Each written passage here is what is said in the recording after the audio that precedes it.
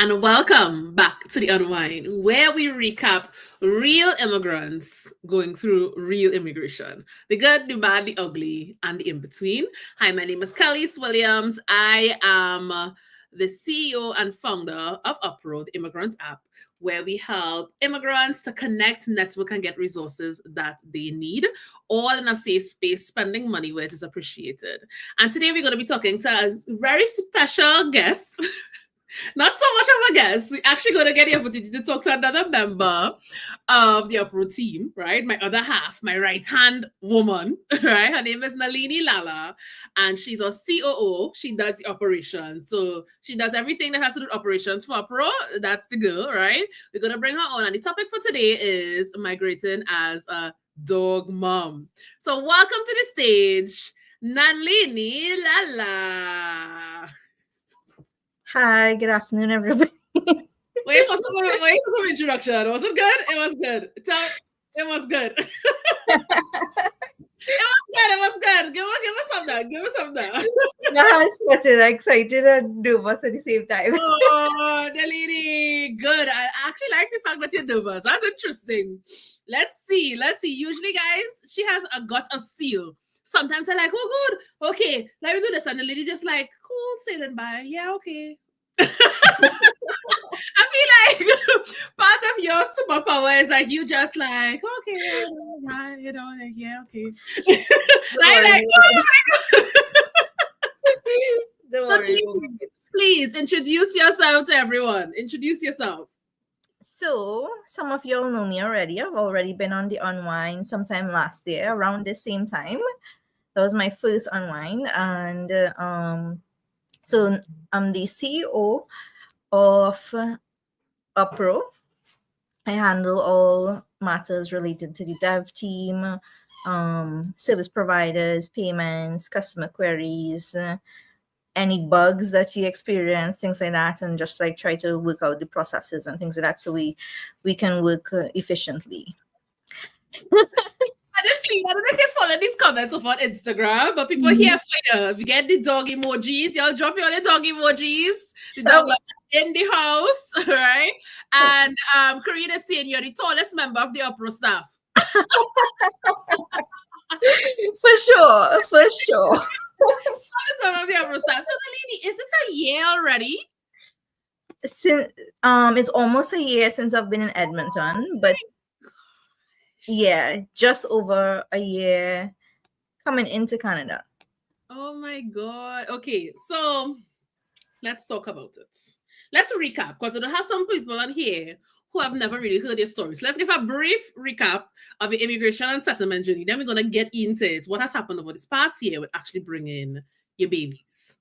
Right. Okay. So for those of you who don't know, I came into Canada not last year, the year before, as a student. So I landed in Toronto, and within 10 days of me landing, I needed to find a place to live because my accommodations was not ideal.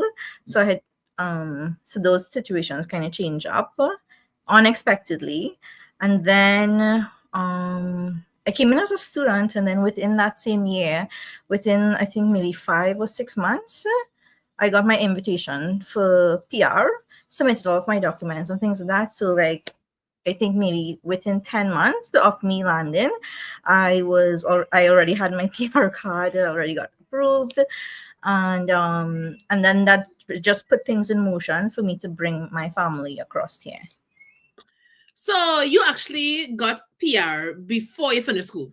Yes, I did. And that is how we went through the whole process of how you did that. I probably would link the when we had where she went in depth about why the living situation changed, how you felt was in that moment, 10 days in a country that you had never been, that you don't know, and you're basically looking for a place to live, right? And you're alone, you here alone, you didn't have a family with you, right?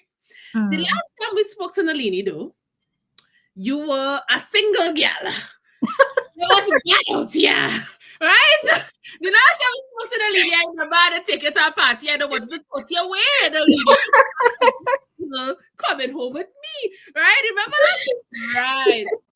Since then, a lot has changed. Over the past year, so much has changed. Give us the good news. Tell us what has changed over this past year. So in the last year, which is not yet a year as yet, I got married here in Edmonton, Alberta. So I'm now, how do you call it? I'm now, Done. Off the market. I got put in house. You what? I got put in house. You get put in house. You get put in house. So yeah, within this past year, I've been to the whole life on how to get married and done that. Yeah, in Canada, because clearly, right? So the lady got put in house. You're married now. So much has changed. Like the upper team has grown. At the beginning, it was just basically you and I rallied it through. Now we have a whole team of persons. Nalini manages most of them, right? I out here on the streets like, hey, look, UpRow. And Nalini in the background like, oh my God, customers, they're coming, right? Like, hey, guys, UpRow. And Nalini in the background like, shit. So since then, and since the team has grown, and since we are now settled, and since these are taken woman, they get put in house, things have seemed to really settle in for you, right? What was the experience like moving from Toronto to Edmonton? And now that you're a year in Edmonton, how do you actually feel about moving to Alberta? Well, first I was a little bit skeptical because everybody likes to land in and remain in Toronto or remain in Ontario. I was a little bit scared. I wasn't sure if I would have liked it. And a lot of people like to call Edmonton Deadmonton, but really and truly there's so many things to do, outdoor activities and things like that. You don't really feel, to me personally, you don't feel a difference. Yes, Toronto would have a larger scale of restaurants and things like that, but we still have those things here. You can still go out and have a good time and things like that. So me personally, I don't feel that there's much of a difference. But I know other people. To be honest, Nalini, it's not like I taught Nalini to the party. Nalini would have never been there if it wasn't for me, right? Nalini really tried to be out there now. You understand? I literally dragged you to the party, right? So it could be that maybe you're the Edmonton type of family, because there is a certain type of person that really appreciates this. Well, Edmonton isn't really a small city, like 1.4 million people, right? It's not a small city, but small in comparison to bigger cities like Vancouver and Toronto, right? So I feel like there's a certain type of person that appreciates the medium to small type city, and maybe you just fall into that bracket, to be fair. No, but I think also too the reason why I haven't felt much of a difference is because I live downtown. I live in the heart of it, so it's like every single day it have something across the street, people outside. So I don't really feel the suburban city vibe. Not city vibe, the suburban vibe where people say that it's more family oriented or things like that. I haven't felt it as yet, and I feel it's because I'm living downtown, right? Yeah, that's true. Yeah, Nalini's apartment. If I was ever to want to move into a condo, I would be living with Nalini's. I feel like that. And for those of you who follow me on my stories, the view, the Nalini by the window. You want to show them the view? Show them the view. This is where Nalini live, y'all. The view is amazing. She's got to see everything. It's like really amazing. So okay.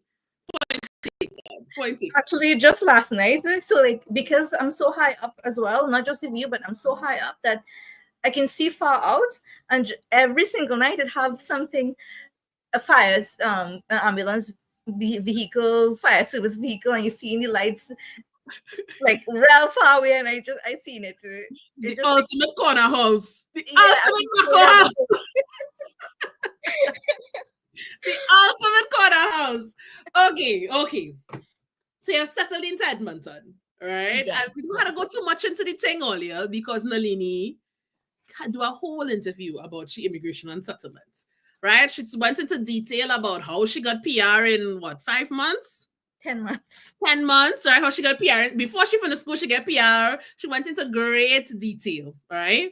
But what we really come here to find out is about the dogs, right? So life became relaxed. And then all of a sudden, Nalini say, well, girl, My fiance at the time coming, and then with the dog, I was like, oh my god. And then all of a sudden there was another one. Oh my god.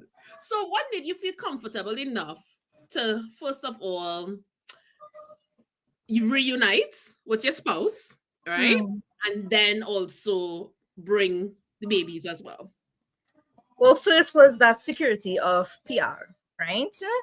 Because because I had gotten PR, we made the decision because we weren't like if I didn't get PR and I was on a postgraduate work permit, we wouldn't have brought them as yet because the we wouldn't be sure if I would, Mhm. extend the work permit or even stay here. But because I got PR, there was like a security behind it. So we knew that okay, this is home now, right? So that's what that was one of the decisions on why we felt comfortable to move the dogs across. Mhm. So that um and then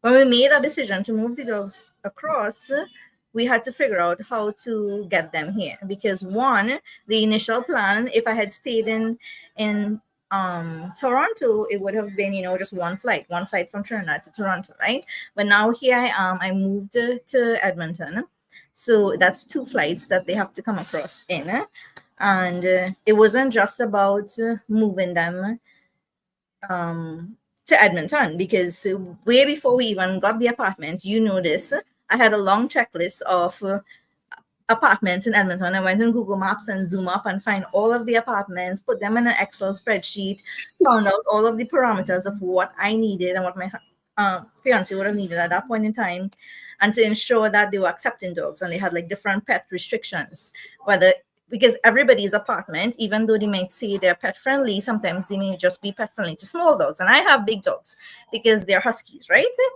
And even if they do allow big dogs like large dogs, they have like weight restrictions, height restrictions. So this is do you want home measuring the dogs? Because I tell them you have to measure their height. How do people tell us to measure the height of the dogs? Because they like Choco is very tall, right? So he probably would have been just like 1 inch or half of inch over, and we were worried about that. And then some people were saying that some places have pet interviews. They want to make sure your pets could be around other people's pets or be in communal areas and things like that. And other than those things, they also have breed restrictions. So, like, even though like huskies are not dangerous dogs, some apartments, like if it's the ones that I was checking out close to the university, I think in Strathcona, there, I can't remember the area, but University of Alberta across the river. Mhm. Some of them had no restrictions, but they had restrictions like your dogs can't make noise because it's students in most of these apartments, those kind of things. So people were even though huskies are not um like dangerous dogs, some places might have rules against them, like maybe because they're destructive and Loud loud communicate. and those things. Yeah. And then because larger dogs are heavier dogs, depending on how the apartment is built, if you don't have like good flooring, obviously the people below you are gonna hear all your footsteps and the dogs and things like that. So it's concerning. So you have to go through all of those things to find your apartment. So I had my full long list to I find don't the think apartment. all of those things the lady just mentioned is just a tip of the iceberg. The lady does do spreadsheets on you. There's a reason why the lady is doing operations for UpRow. There's a reason the lady does do spreadsheets. We're not even going to get into the bylaws. We're not even going to get into but tell them, because you're already in it, so you might as well tell them about the bylaws.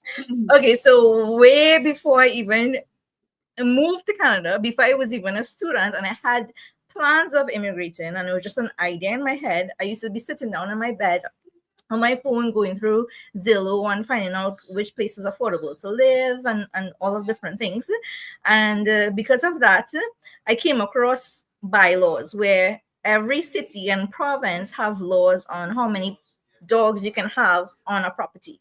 Most of the provinces are three, which is overall and general. But then cities, even though the province has a general number, cities can override it with their pet bylaws. And I have 4 dogs. So when when a province or city says, okay, they only allow 3 dogs per property, I'm like, okay, well, I can't live here. I can't live here. I can't live there. So I went through the whole of Canada and the provinces that I wanted to live, and I opened each one of the cities and checked them out. I downloaded the bylaws, I read the bylaws. I see, and I look through and see, like, which places allow more than 3 dogs, and what were the rules and restrictions behind it, and if they allow it, you have to pay a different fee. If they allow 6, 5, 3 different things in it, I went through it and I made a short list of where I could possibly live with my dogs. Oh, it's so bad that today we had a meeting with the city of Edmonton, and Nalini was telling them about their bylaws. Nalini was informing them about their bylaws. And about the update, I was like, where we get to this update? Nalini was informing them of their laws to the city, their bylaws, right? So, Nalini, quick intermission. For persons who don't know what we're talking about when we talk about UpRow, the sponsor for today's Unwine.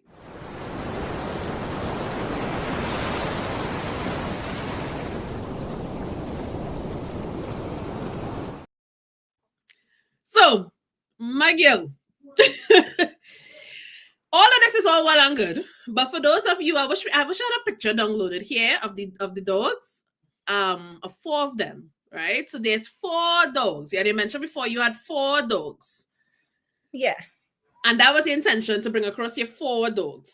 So at the time, your 4 dogs were living with your fiance back home in Trinidad and Tobago. Yeah. Right, but now fiance is coming, and he could only bring how much at a time? 2 at a time. Well, he could have brought 2 at a time, but we didn't know. It would have been the first time, right? We wasn't sure, how difficult it will be, how stressful it might be for the dogs and things like that, and even for him. So we decided that he would just bring one, and then he would go back in a couple of months and bring the other one. So that's how the decision was made. We decided with one. So he brought the most attached one, the baby, first, but he gave real trouble. He gave him from the point of the airport to arriving here. I mean, he reached in Toronto, and I didn't even hear from him. I was like freaking out. If the dog okay, if he okay, I just didn't hear from him because he was he was so overwhelmed and stressed. Because even in Trinidad airport, he fell down with him. Choco gave him trouble when he landed. As soon as he saw him in the airport, he threw on the crates, all kinds of things. So he fell down quite a number of times with Choco. His experience was more stressful than I had when I went for Mishka. All right. So I really want to take a little moment to step back, right? One thing I've realized since moving to Canada is the intimate connection between dogs and people. And I grew up with dogs. But I was a pet owner, not a dog mommy. There's a difference. There's a difference between being a pet owner and being a dog mommy. And what Nalini is not a pet owner. She's a dog mommy, right? So Nalini, I just want you to talk about your dogs and explain to persons how you really feel about these animals. I mean, I know people don't like to compare children to dogs or pets, right? Everybody feels differently, but I feel as though they're my children. Like, I cannot do without them. Like, they're my life, and I don't know. It feels like they're my kids. I don't treat them like dogs. I don't treat them like animals. I treat them like my children. Whatever they get discipline, they get love, they're taken care of. I don't know how else to explain, but I really, really love them. All of them, they're very dear to my heart, and I don't know how I would. I don't want to imagine. I mean, they're the dogs that I have now. I did grow up with dogs, and I lost them, till when they grew old, and and they died. So it's not like if I don't know about loss, but right now, like I couldn't imagine leaving my dogs behind. Like, Mm. like I can't even think about it. I can't. It's something that I would not want to think about. We did have to go through a temporary period where we did have to think about rehoming them, but it was something that I couldn't do. Like I Oh, can't yeah. do. I feel like if I wanted to cry for the lady, I probably even shed a tear for the lady. I mean, you're getting to that. I shed a tear for the lady. The lady was so distressed, right? So I really just wanted to explain that for persons who may not be pet moms or may not quite understand that connection. Because to Nalini, these four dogs are like her four children. So she's already in Canada for a whole year without them, with hopes of reuniting with them, right? Mhm. And then your husband now, fiance at the time, is coming up with one, but hopes that you all are going to go back home for the other three eventually, Right. right? Yeah. So explain to me how you felt when you saw Choco, when you saw first dog to come to Canada. Oh my God, I felt so happy. I felt so relieved. I felt the hope. I felt excited. I felt like everything was coming together. And so it wasn't too long after, because I did go home, twice. So I would have seen them in October and I've seen them in December, January. And then he came in April. So it wasn't much of a difference, but it is time apart. They didn't see me for so long. And then when he came, he was so excited, and he came into the apartment. I didn't have anything. I had a block bed. I was just waiting for G1 to come and put up everything, right? A block mattress.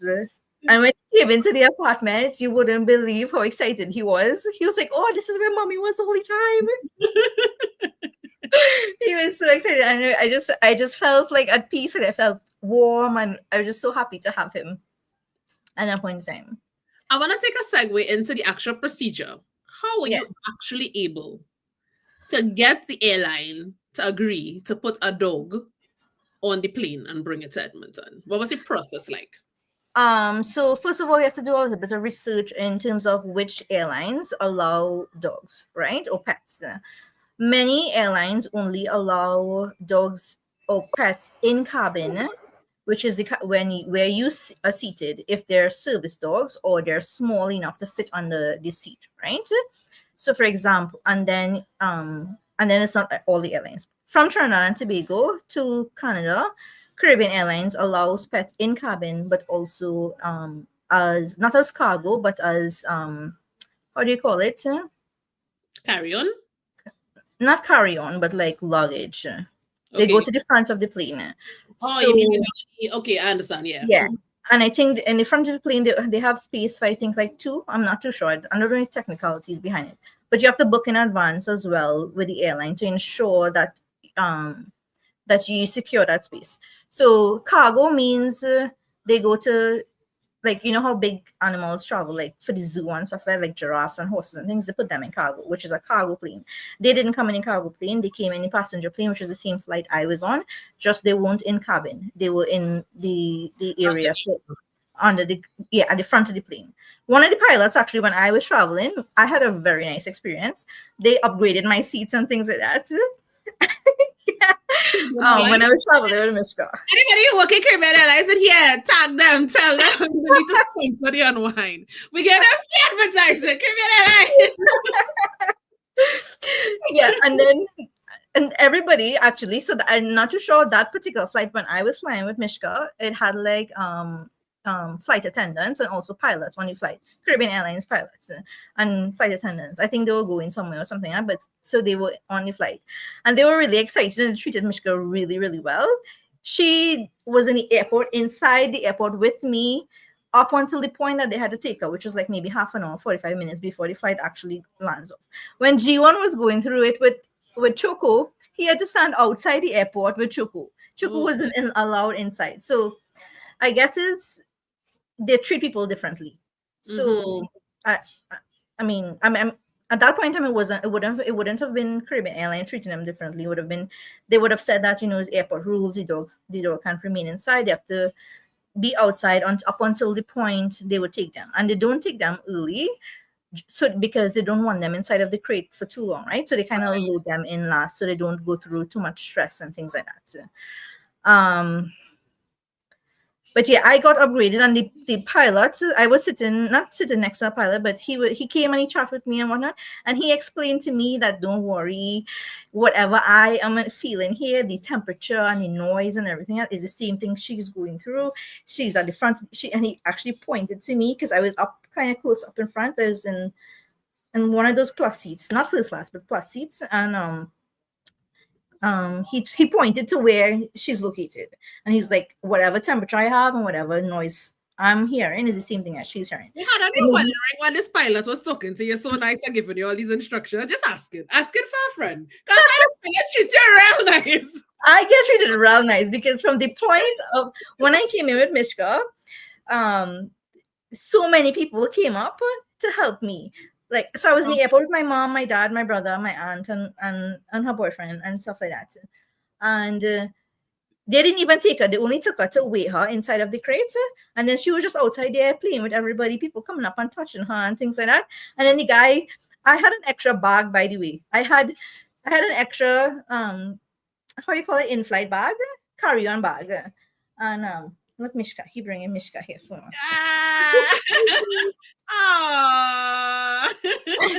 And the kids love her. Very good with kids. Very sweet dog.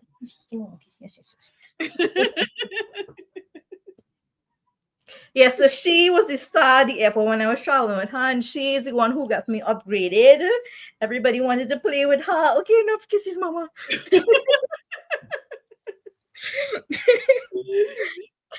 And yeah, so I had an extra bag with her dog chow and stuff like that, and some stuff that my aunt had given me for her. So I had my carry-on, my personal bag, and then I have this bag for her. And I mean, I wanted to bring it, so I just asked the guy. I was like, because I also knew that the flight was kind of empty on the day that I was traveling, because they kept sending me emails to upgrade to first class and half price or whatever price off or whatever, right? So I knew the flight was empty. So I asked them, I was like, is the flight kind of empty? Could I get this extra bag in? And the guy was like, let me see what I could do and whatever. Talia, this is too much free advertising.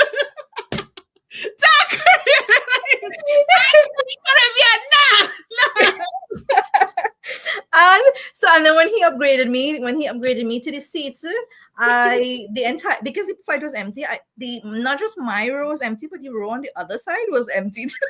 My whole row was empty. So Nalini, what about like the actual paperwork that will allow the dog to land in Canada?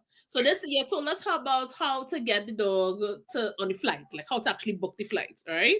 But then Canada also must have restrictions. I mean, if they're not letting you come to the airport with fruits and vegetables, yes, it's their fruits and vegetables. There's restrictions against whole animals. Yes, so they do have restrictions. So if anybody who's looking on, I mean, I'm from Trinidad and Tobago, so the dogs came from Trinidad and Tobago. But if you're from a different country, you have to go to the website Canada.ca. There's a section for just like how you'd find what you can't and cannot bring. The section for dogs. You're obviously importing a dog, so you have to identify where you're bringing a dog from, and then they'll have a list of requirements of what they need.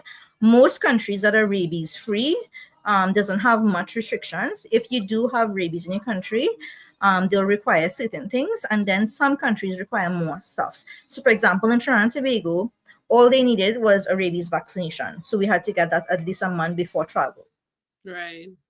So, and that was the only requirement to bring them into Canada, other than age and whatnot. So I think they have to be a certain age to travel. I think over 6 months or something, and that over 3 months or something. Yeah. So they met that, and obviously they have to be in good health to travel. That's all Canada's requirements. You need the rabies vaccination. So what we needed to do in Trinidad was that they needed to get their rabies vaccination, one, at least a month before they travel. Caribbean Airlines, this is not a requirement of Canada, but Caribbean Airlines needed that they be chipped. So we had to get them chipped, and the vet needed to see them to make sure that they were in good health. Once that is good, once you get that vet certificate, the vet certificate is usually 7 days before they travel. you have to go immediately. This is very time sensitive. So you have to go immediately to Ministry of Agriculture. This is in Trinidad and Tobago. Everybody's country might have different procedures of how to get it done. So we went to the Ministry of Agriculture. The veterinary, I think the head veterinary person needs to sign off on the vet's certificate. When they reviewed, when they check their health basically and approve them for travel. Once they sign that off, you have to take that document and go to Ministry of Trade, to the export department. All that have to be done quickly, and it's processed very fast, so you don't have to wait long because that's a time sensitive thing, right? We went to Ministry of Trade, to the export department, and fill out a form, and it's basically your export license to export them. And those documents that you collect, the vet, the export license, and the agricultural signature. Yeah, it's signed. You have to send it to Caribbean Airlines or whichever airline that you're traveling. They would ask you for it because they need those documents to prepare travel or whatever the case is, right? Right. But if you know you're traveling, like, so for example, I would have, when I booked my ticket, as soon as I booked my ticket, I contacted Caribbean Airlines to reserve their travel. And I told, right? So they're already expecting that reservation there. You don't pay until you submit your documents. So I think we had to pay like $150 Canadian for her. And submit the documents. There's also additional requirements that they have because there's a certain crate size that they allow maximum. So you can't go over that. If you're traveling like me to 2 different locations, so I flew from Trinidad to Toronto with Caribbean Airlines, and then from Toronto to Edmonton with WestJet. So WestJet also had different crate requirements. Luckily, the crate that we bought was within the size parameters, because I think WestJet was slightly smaller, by some centimeters or something like that. I also had to reserve the flight on WestJet as well. WestJet didn't require any documents, but I just had to reserve it at the point of booking. So I didn't do it online. I called them, I made the reservation and told them it's inclusive of a pet. And that was it. They didn't ask for, they have their, WestJet has the information online. So you have to just make sure your crate is matching that requirement, so it's not larger than that. So if you're traveling. I have a headache already. Sorry. I've had it already. Listen. So Karina on Instagram said, personal vet to Ministry of Agriculture to Ministry of Trade. Choka and Miss Candy to be very grateful for all this work their mother had to do. This is serious work. This is a lot of work. And that's just one there's just out of Trinidad to here, right? From Toronto to Edmonton. So first of all, we booked a hotel because we didn't want them to travel like consecutively, like one flight after the next. Just give them a break. So you have to find a pet hotel. You have to find a hotel that accepts pets. Close to the airport. Make sure the shuttle can pick them up and all those things. And then when you get to the airport, G1 actually missed his flight with Choco, which, remember, he didn't come straight from Toronto to Edmonton. He reached late because his shuttle was late and they didn't want to take him. So he had to go on the next flight, and the next flight was going to Calgary, then to Edmonton. So he did go through a little bit of trouble when he was bringing Choco. All right. So I hope Ollie was taking notes. Because that was a whole mouthful. I hope Ollie was taking notes. If you're taking notes, drop some gems. Nalini gave Ollie the whole outline. And again, as she said, you can actually go to Canada.ca and see what the requirements are for your country. But then also keep in mind that the airline has different requirements. That's what I'm getting from this whole thing. So Canada has its own requirements. The airline has its own requirements, including the size of the crate and all of that good stuff. So you need to actually check in with both parties. And they will tell you when you need to do it by. What was the most frustrating thing about this process? I would say probably coming out of Trinidad. Like, well, first of all, because you're moving them out of Trinidad and into another country, because all of those documents that you did accumulate in Trinidad, they need to see it when you arrive in customs, right? So I would say the most stressful part is arranging those documents, and then when you reach the airport, you just it's just like anybody who travels. You have this fear of outcomes. You never know. Like your pet, even though they're traveling with you, they're not in the cabin with you. They're in Mm-hmm. they're in a separate hold area. So I mean, throughout my entire flight, I was just like praying the whole time. I was like, any little bump, I was like, oh my god, I hope she's alright. So I think the flight was the most stressful part for me. Just getting out of Toronto on the flight. As soon as we landed in Toronto, it would have been, well, for me it was easy because I tell you, custom officer in Toronto walked me out. I guess my children. So officer rolled. So the crate that we use the same crate that Juan used to bring Choco, right? Right. But when I was leaving to come home to Toronto to bring Mishka, what we did is we modified the crate. It will still meet IATA airlines requirements. Your crate has to be IATA approved, right? So we put wheels so it will be easier for me to move her, but the wheels were removable because you can't put the wheels on when you're traveling with them, right? So I took the wheels out. Anyway, so I put the wheels on. It made it easier. People cleared the way.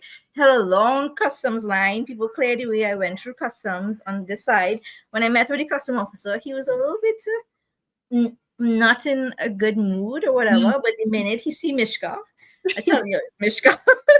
The minute he see Mishka, the man was like, and he rolled the trolley out. And anybody who land in Toronto airport, you'll know when you coming down anything like this. Yeah. He walked me out to the second door, which was right exactly where my shuttle was. And then he said he couldn't go any further than that because The man would have paid the shuttle if he could have go further. He would have paid the shuttle if he could have go further. I think like animals do have a way of softening people. Yeah. People who like would say that they hate people still always love animals. Like, I mean, how you can love a dog and say he hates us? You know what I mean? How you can look at a dog and feel anything other than, oh, you know what I mean? Yeah. So, Taki Paris, I hope I'm getting your name correctly. Tracky Paris on Instagram is saying, my experience bringing my dog from Trinidad and Tobago, the crate was too large for Cal. Due to the size of the dog, I had to do a cargo flight to Miami and then drove from Miami to Toronto. Drove from Miami. Hey, if I go through that dog never leaving Canada. Yeah, that's why it's very important to check airliners' requirements to make sure everything is correct. Yeah, I traumatized just reading that. You understand? I traumatized just reading that. So now let's get to where the drama begins. So everything up until this point was mostly expected. Yeah. Right? When your fiance arrived, one dog was here. The idea was that the dog's back home, so you had 3 remaining back home. What was the plan for them? Because now both parents up here with only one child, 3 still back home. What was the plan, and how did the plan take a turn? Right. So the plan was that when G1 came, he would have gone home in a couple of months and bring another one, which more than likely would have been Mishka, because the other two, we did say that how when we get to backyard, we will bring the other two, which is we're working towards that, right? So his parents were taking care of them. And then like about 3 weeks after he was here, because of the 3 dogs, they felt as though it was like overwhelming for them to take care of them because, they're elderly, there's, not every day they're well, 100% well and things like that. So it became a little bit difficult. And they were asking us, maybe we should consider rehoming them because, they can't take care of them and it might be a long time before we might be able to bring them up. So I was like, no, I don't want to do this. And if at the point in time they really and really truly couldn't take care of them, so we had to make the very, very, very, very heartbreaking decision to rehome them. So we started to look. We posted online. We asked a few friends. We're looking for homes, forever homes for our babies. We had to make that decision to give them up. I cry for days. You know this. I, And then I, the whole eyes swell up. The lady whole face red. The lady nose like a blister. Fast she cry. The I, lady cried till like she couldn't even open she eye properly. Every time I call the lady, I just start to foot. How you feeling? You okay? It was like a very long, devastating time. And it wasn't just you as well, it was also G1. yeah, it was. Yeah, it was also. Yeah. Oh, yeah. Correct. He was really like not Yeah. handling it well. Yeah. And then And also, even though it was a hard experience, so we also had so much emotions, right? Because, we were upset also at his parents. It's not their fault, but also we were upset because it's like, it's something that we didn't expect. We were expecting that, okay, in a year time, they'll be home, they're comfortable, they've lived all their lives. And in a year time, we'll come back for all of them, right? Or not all of them, but two of them, because we'll already have the next two. So it was a lot of emotions, sadness, disappointment, anger, everything, all in one. And I really had to work through those emotions. And then so how the situation was that we had to give them up. So people did message and things like that, and obviously we are very particular about our pets. So not everybody who messaged of interest would have been even responded to, right? Because I don't want people who just want them because they're huskies, who probably want to breed them because, by the way, they're neutered and spayed or whatever, the female spayed. So people wouldn't have known that, we wouldn't have. But a lot of people like to breed dogs and sell them and things like that, right? So those were also the considerations. And then we were looking at people who had like um who were in a, probably I would say, good financial situation, because I didn't want my dogs to go in a place where you can't groom them, and you can't take care of them properly, your house not properly fenced, and then 3 months down the line or 6 months down the line, they're running away, they off on your road, or you're giving them away or something like that. So I draft up a whole long contract when we did. spreadsheets and contract now. Okay, Nalini. So I drafted up a contract, and when we did select the family, we did talk to them, I think, before we selected them, right? Because we spoke to a bunch of people before we select them. It was a really lovely family. They had two boys, and we was like, I felt comfortable. I felt comfortable giving the dogs to this family, because I was like, they would grow up with the children, right? They'll get the love and thing. They may not get my love, but they'll get love from. Yeah, house with children, dogs will always be happy because children, that would be the attention right there, right? Yeah. Yeah. So, and when way before, all this happened like in a short space of time, because his parents really wasn't well, and I drafted up a contract. His dad isn't legal and things like that. And he was like, "You sure you want to give these people a contract?" And he reviewed it, and he had to remove things because I make this thing like if they go into court. All kind of stipulations about. It was in the contract. You can't beat the dog. Like you have to carry the dog to the groom 2 times a week. What you had in the contract, and how you going to enforce it, Nalini? How you're not dating people house to enforce nothing. The stipulation was that I needed daily updates of the dogs. Listen to me. Big wet strips. Listen, I was thinking them dog and they would have get update, but they couldn't get update. No, that's exactly. So like I didn't want to give them to a family, someone who would just say, okay, yeah, I'll give you updates, and then That's with you. It's my dog slow. No.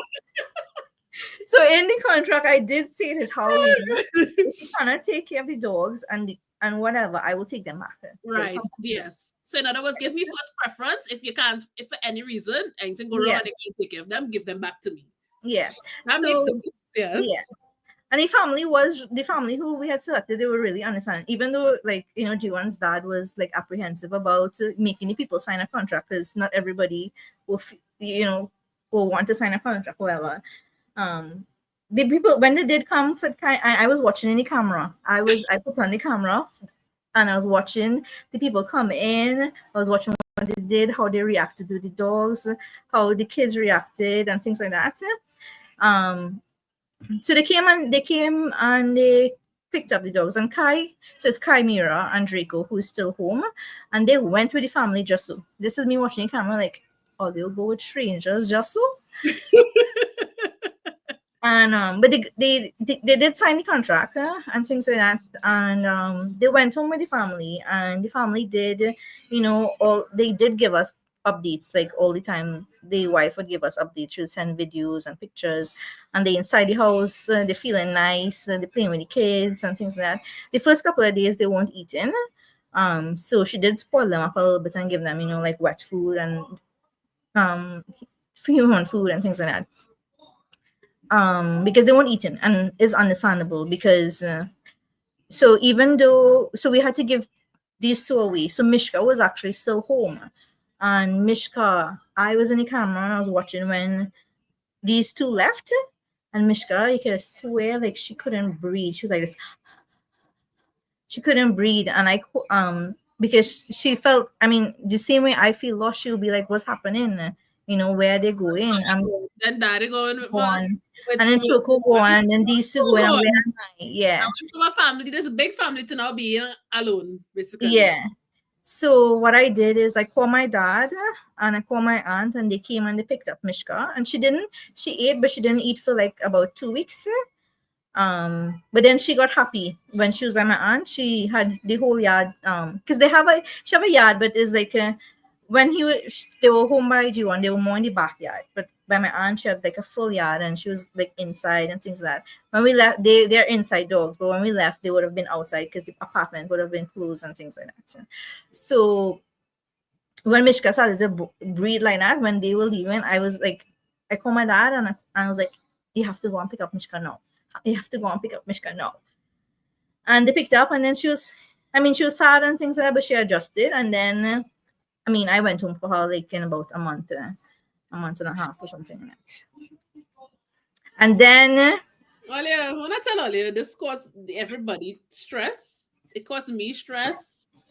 Nalini was stressed. Nalini didn't even know I was stressed because she was stressed. Nalini was just like in tears, crying, upset, stressed out. And it was such a painful experience to watch you go through such trauma. Like, what was your mindset when you started to feel better about the decision? I had no choice, right? I had to let go. So like, as much as it hurt, because it hurt, like, even when we did give them to the family, I was still crying. I accepted that they were being loved and had a home, and it was the best decision that we had to make in the situation.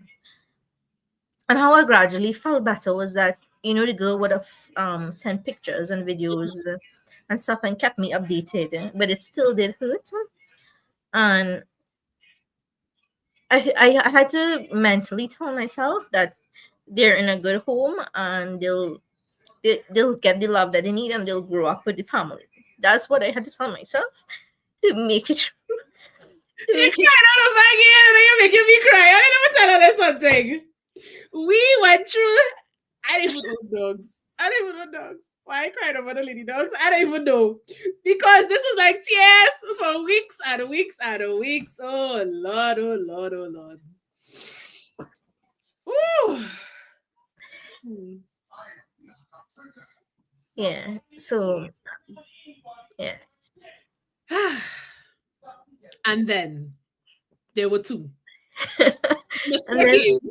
Mishka came, yeah. Mishka came, and we were good also, even with like the life decision of having two dogs as well. It makes things easier too, right? I don't have to worry about the pet bylaws and where we could live and things like that. So I was like, okay, we'll be good with these two, and the other two would be loved in their own home. So that's what I told myself every day. That's what I was telling myself every day. Everything is okay. We have a good life here, and they have a good life as well. And basically, I kept telling myself that until and then things just turn around.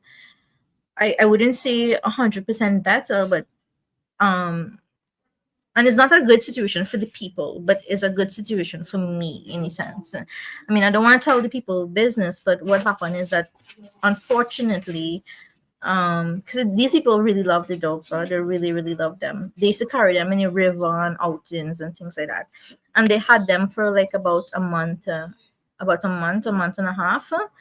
And then unfortunately they got into a car accident, and both of the adults, the husband and wife, they got injured. And they messaged us when they came out. Um, it was a really bad accident because the car went into a river and things like that, and the girl was underwater for for a while and whatever. I think so. It was a really bad accident. And when they came out from the hospital, they messaged us and they let us know that it might take some time to recover, and they asked if it's possible for to find a home for the dogs. And we will so Jiwan and I spoke about it, and we was like, it doesn't make sense we rehome them to somebody to give them back to somebody. Yeah. So then we were in a position again, thinking about all of our options. Like, do we find another home for them? Um and at that point in time I saw it. He was like thinking, okay, we'll find another home for them.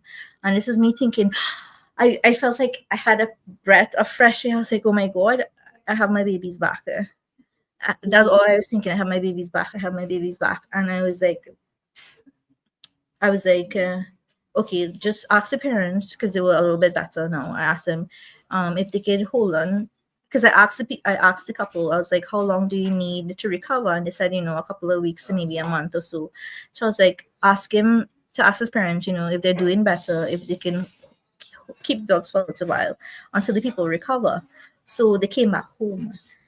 And when they came back home, I just like I still knew that the people were recovering and that they will go back to the people, but they were still home as well. Mm-hmm.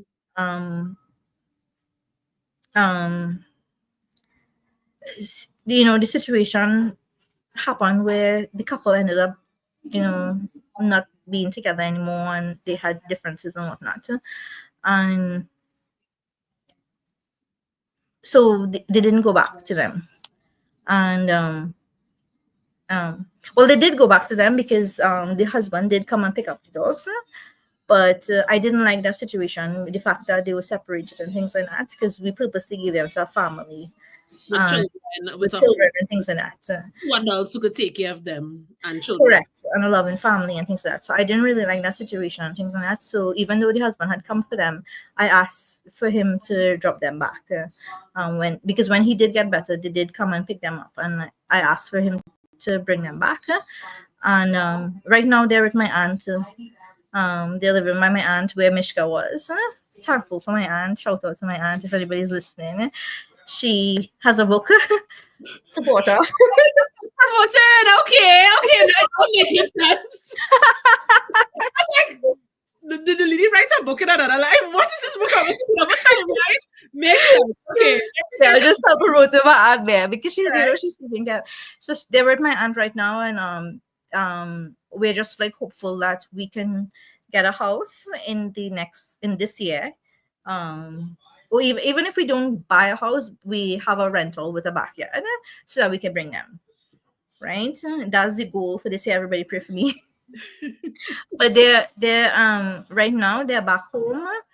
Well, not home because Juan's parents are so elderly and not always on good health, so they wouldn't be able to take care of them 100%.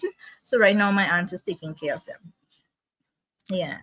So I have them.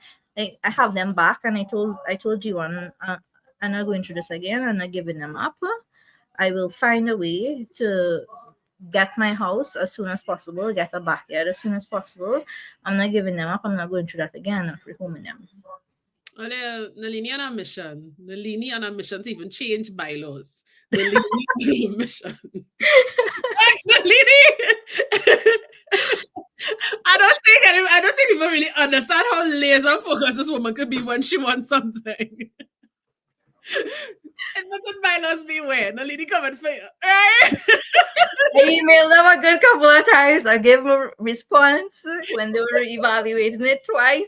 Nalini petitioned, Nalini do that kind of thing. For Edmonton to allow 4 dogs in a yard. So that she could, or you go to one of the surrounding cities, which is not very far. Which is not far away anyways, yeah. We're talking more like a 30-minute drive here, all right? Yeah.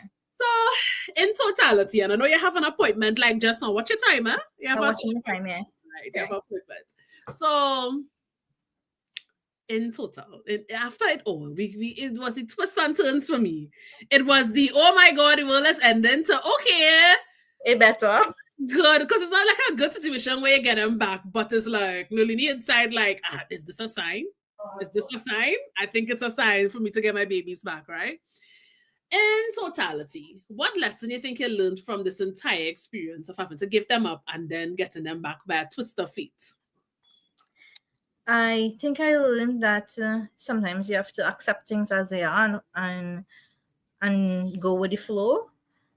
And you also have to not plan so much all the time, because things don't always go as planned, which comes back to you need to go with the flow and be hopeful that things work out. So that it can.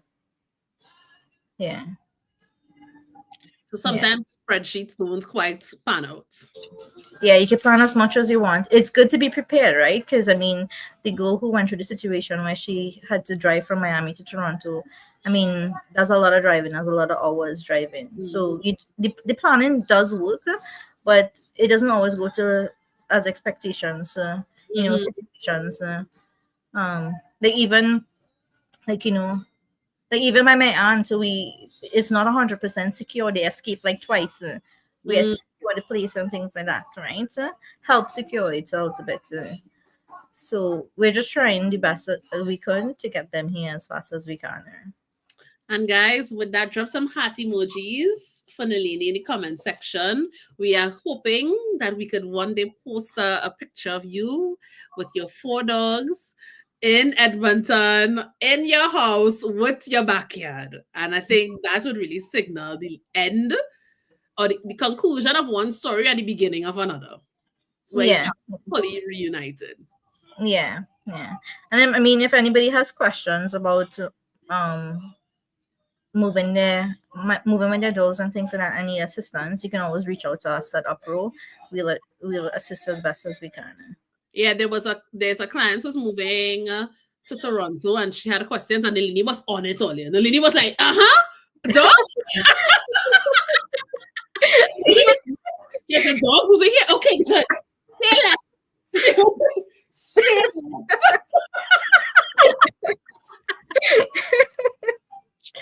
The woman was like, okay, I am like forwarded messages. Say less. Nalini was like, typewriter princess, warrior, right? So definitely reach out. I will connect her if you have any questions about moving with your dog. The lady is definitely the one, and if she don't know, she'll probably go and find out. She'll probably go and find. I feel like it's your mission to make sure that you are able to bring your dog safely to Canada. You know what I mean? So with that, in conclusion, last question: if there's anything that you would change, what would it be? Anything that you would change about the entire journey, what would it be? Let me see. I'm not sure, because everything happened the way it. I mean, what I could feel as though I could change, which is possibly impossible, is bringing all 4 of them at the same time. But that's impossible, so I can't change that. That would have not happened. So I think everything happened the way it should, and I think everything. There's nothing that I would have changed. We learned, and then so like how G1 came with Choco. We learned, we put on the wheels and things like that. I knew the process, how he went through it. And then mine was even easier. So I knew when we bring the other 2, it's going to be even better. Yeah, so. We're waiting for the updates. Yeah. Thank you so much, Nalini. We appreciate you. Thank you for sharing your vulnerable story. Tears flowed, right? a little snot. I try to maintain my composure, and not talk about it too much so that I wouldn't have cried. It's I've okay. been We emotional. appreciate you being so vulnerable and coming to tell us your story. And we wish you all the best. Thank you so much. All right. Bye, everybody. Bye. And there we have it, another episode of the Unwine. I hope you all enjoyed this episode. This was a highly requested topic. We made it right on time, right on the verge of the 1 hour marker. Remember the journey surprise. And remember that this episode of the Unwine was sponsored by UpRow, the Immigrant app.